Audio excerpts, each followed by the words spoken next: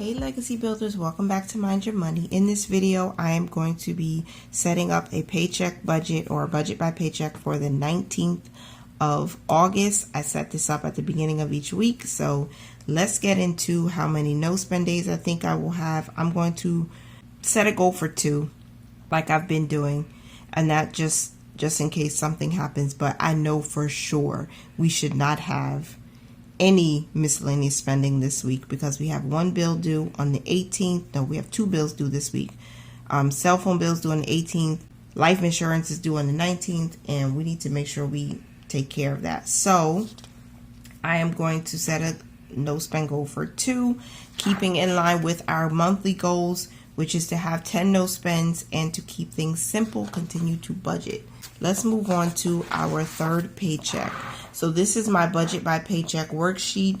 I have these as a downloadable. They're very affordable. I think it's like $1 or less than $2 on my website, or you can purchase my Mind Your Money Simple Budget Workbook that is available on Amazon in hardcover and paperback, and it's soon to come in a customized planner. So please make sure you hit the bell notification.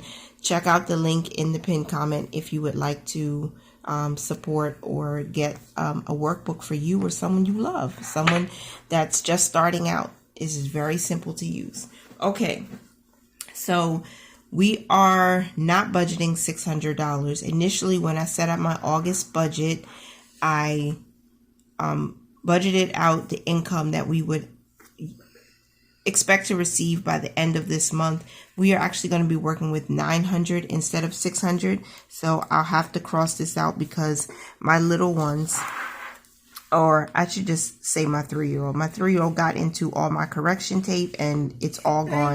$900, and that means that our tithe is going to be at least $90. So this is basically what I knew has already come in last week that I plan on using this week. So $900 income, $900 expenses. We do a zero-based budget.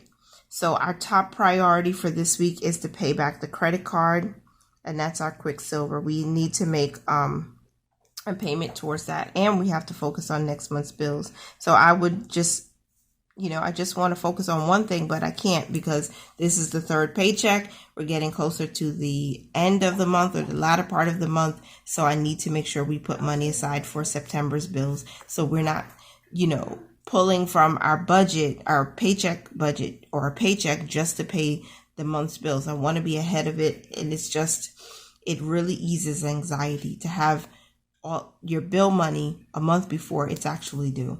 So our giving is going to be just the tithe for this paycheck, like most paychecks, and that's $90 estimated. And then the savings that we're focusing on is the rent increase because, again, this is the last month we have to save to just be a little bit more ahead of that $200 increase that we received from the landlord. So I'm putting $50 aside for that in this paycheck. And we've already satisfied our allocation, our monthly allocation for investing. So we're not going to invest with this paycheck. We're not saving for any of our short-term savings or our purpose funds this week. No cash expenses this week either. Again, the other that we have is paying back the Quicksilver card. So I want to put some money towards that. And hopefully my numbers make sense based on what I pre-planned. So Quicksilver is expected to get at least $360 so that we can start getting that balance down before the end of the month. And for bills and expenses, we're just putting money aside for next month's bills. This is a list of all the bills that we currently have, just in case you're new here. These are our fixed expenses at the moment. Our rent, which is increasing, but that will happen in September. Our car insurance, our electricity bill, our gas heat bill, our cell phone bill, our internet bill, our life insurance policies, and our special offering for first fruits. These are all of the fixed expenses we have right now, which is currently at $1,800. It will increase to $2,000 after September. So this next month's bills includes all of those. So we're setting aside a portion of money to save so that we can pay September's bills when September comes.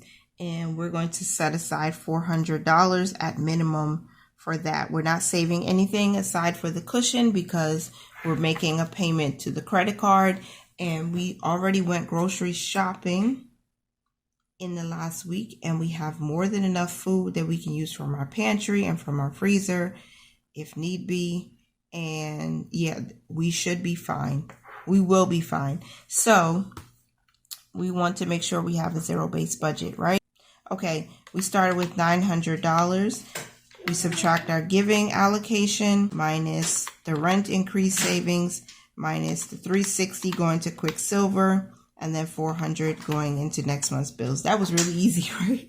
That's a zero-based budget. Boom. Okay, so our planned income is $900. I have to turn this. It's easier to write when it's on an angle, so sorry about that. $900 planned expenses because we do a zero-based budget. And this is just an extra checking portion. So you can use this at the end when you're closing out your budget, or you can use it while you're planning the budget. I like to use it when I plan it, just so I can see it written down. We have a minimum income usage of $900, and of course expenses will equal, and that means we have zero remaining because we've given every single dollar that we plan on receiving an assignment. Giving is important to me. I like to do that off the top. Savings is important to pay ourselves first. That includes investing and then any other short-term savings we have. And then, of course, our bills and expenses come at the bottom. Not because they're not important and we don't need to pay it, just because I want to prioritize what's most important. What I know helps us develop a good money habits, giving, being charitable, being good stewards over this money.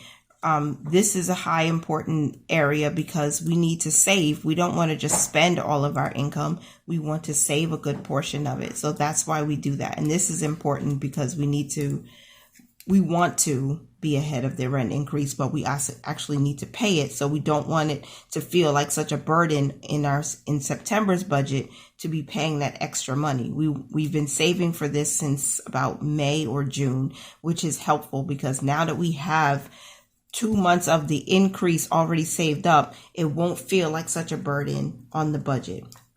And I'm just explaining this for people who are new because I saw quite a few new subscribers in the last few days. So hi and welcome. Please make sure your bell notification is on so you don't miss a video. And I hope this explanation is helpful to you.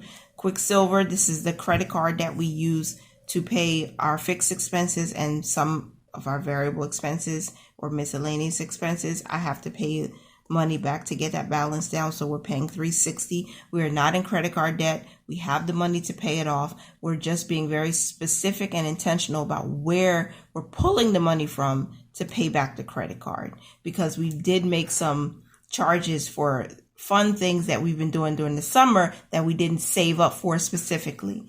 Okay, but we are no longer in debt. We are debt free, and we're just working our money plan as best as possible so we can stay ahead and not fall behind. Okay, and then next month's bills, as I explained, is getting $400. So that is it for this budget by paycheck. I'm hoping for at least 2 no spend days, and we definitely need to keep, we should be 7 to be honest with you, because we should not be spending any more miscellaneous money. And soon we're going to be taking money out for excuse me, for back to school, because back to school is happening real fast. So thank you for being here. Continue to mind your money, manage it well, and live your lives abundantly. Bye for now. God bless you.